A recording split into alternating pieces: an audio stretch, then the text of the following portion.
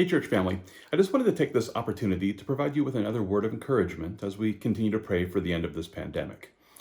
Throughout this time, I've really wrestled with many important questions about how a biblical pastor should lead during times of a pandemic. And I remember it was Monday night, March the 16th. That's when I met with the lead deacons of the church. And after spending some time in prayer and discussing the entire situation with them, I made the most difficult pastoral decision that I've ever made, and it was the decision to close the doors of the church. It was at that point in time when I had hoped that we would be able to reopen the doors of our church for the Good Friday and Easter Sunday services.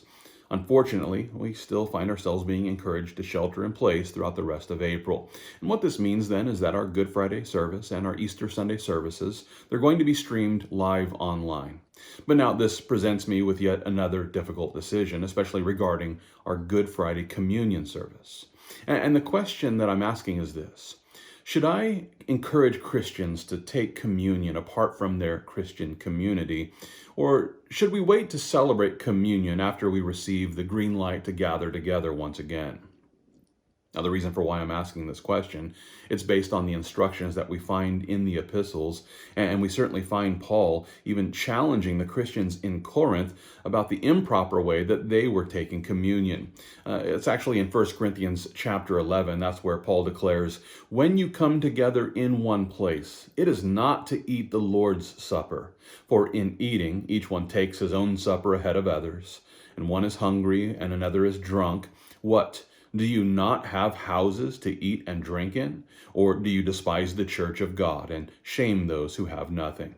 What shall I say to you? Shall I praise you in this? I do not praise you.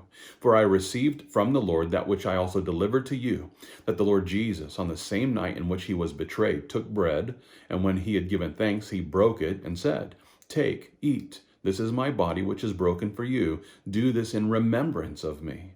In the same manner, he also took the cup after supper, saying, 'This cup is the new covenant in my blood. This do as often as you drink it in remembrance of me.'" Now, as we consider the challenge that Paul was presenting to the Christians there in Corinth, we can see that they were gathering together in one place to take communion, but they were doing it improperly. They were doing it in a sinful way. And so we see then that it is possible to take communion in a way that is improper. And the first century church was gathering together to celebrate the Lord's Supper, but they were doing it all wrong. And we have to be careful too as Christians that we maintain the proper way of taking communion.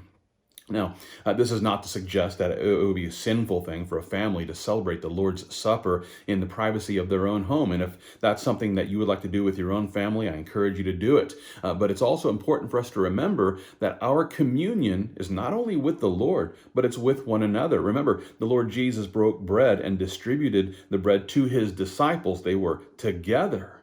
You might not know this, but the word communion actually speaks of a union that's in community, or communion, community and union together. The original word communion, it speaks of fellowship, it speaks of mutual participation or union in a religious worship service or doctrine or discipline. And as we take all of this into consideration, I've decided as the pastor of Calvary South Austin that I can't properly lead a communion service while the church is separated from our Christian community. And so with that, I've decided that we're not going to have a communion service this Friday, but we will have a Good Friday Bible study. And so I want to encourage you to join us this Friday at 7 p.m. for our Good Friday service. And during this service, we're going to consider three intriguing parallels between the Passover celebration and the coronavirus pandemic that we currently find ourselves facing. Our Good Friday service will be streaming live right here online at 7 p.m. So join us here 7 p.m. this Friday at calvarysouthaustin.com. I hope to see you here. God bless you.